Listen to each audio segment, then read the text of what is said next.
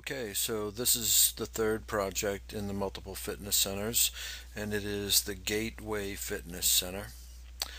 And the scope of work is to construct an addition up to 2,000 square feet to be configured for the use of a multi-purpose aerobics instruction classroom and an additional cardio exercise room. So we got up to 2,000 square feet. So with that in mind, came back over to my drawing and I did a 22 by 88 foot addition. Okay, so this is the aerial shot that they give you in the documents, and you could see that they want to tie on to the building at this inside corner right here and bring it over to this spot right here, right before the door. Right in there. And you can see that it'll be protruding over the existing paving, so that'll be one of the first things that we'll have to get involved in, is some demolition of the existing site work.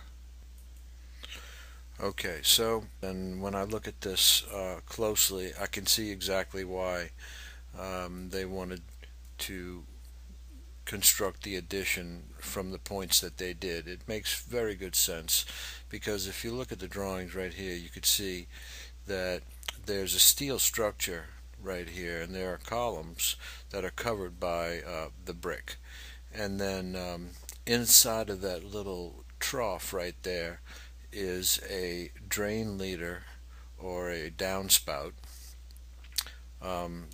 for to drain the water off the roof. So it only makes sense to follow the existing column lines and get your 2,000 square feet out of these dimensions, 22 by 88. So using these dimensions, 22 by 88, you can see we come up with just under 2,000 square feet, and that fits our scope of work, and so that's what I intend to use. So with that in mind, I'll stick with these dimensions and start constructing. So the first thing that I need to consider is my foundation and the existing conditions that I'm working with. So I went to the pictures to check out the existing conditions, and this is what I found. Okay, so from this picture you can see one of the important things about this foundation, and that is that the finished floor elevation is significantly higher than the existing terrain. So, some of the first things that we'll do is come in and start demoing all this concrete out of here, and we're going to have to fill all of this area from the edge of the building out 22 feet. So I think it's very important that we look into designing this foundation, because we're going to be raising the existing terrain a significant amount, and it's very likely that we'll have to do that in lifts, and we should know from a design engineering standpoint what kind of foundation that we're dealing with, simply because of the fact that we have such a large difference in elevation to deal with. Okay, so after we have the demolition work done outside and we've dealt with the terrain issues, then we could start bringing in our foundation. And this is going to be my foundation, and what I intend to do is utilize the existing column lines and build along the lines just like the building is currently built. So I'll put in my columns on top of my foundation, and then I will put in my beams. So now I have my slab, my columns, my beams, okay, and then when I'm finished with that, I'm going to put in my roof decking, and then I am going to put in my brick walls around here, and then I will put in the roofing, alright, watertight everything, and then once everything is watertight, then I'll come back and I'll demo this brick wall right here, leaving the columns.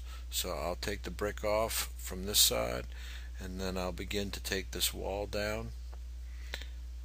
So that will create some tie-in work along here, which will cause us to have to build a temporary barrier. So then I'm going to consider building a temporary barrier, something like that, maybe a little bit further back to give me room to work inside of it, maybe something like that. Okay, so very quickly we can see how this is going to play out. We'll build out this area right here, build us a temporary wall, and then come in, take these walls out,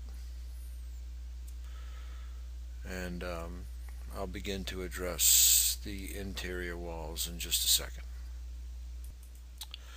Okay, so going back to the scope of work, it says that the design shall consist of a multi-purpose aerobics instruction classroom and an additional cardio exercise room.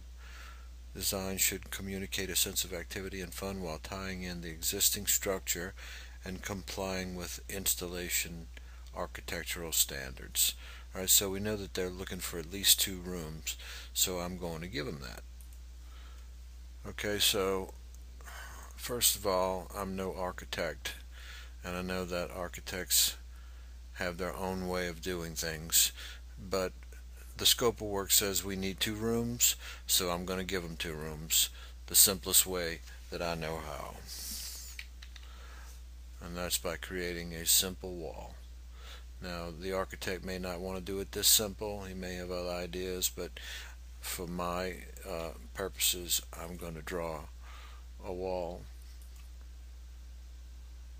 straight across here like that, and then that's going to be my 2 rooms. That's it. Okay, so once we get dried in, then it's a good idea to look at our existing conditions and see just exactly what we're dealing with, because we're going to have to demo all of this. So you can see that what we have here are scuppers coming off of the roof, leading the water down the drain leaders and draining into the splash blocks. So this right here, I got a feeling, is a precast concrete panel that we will have to take off.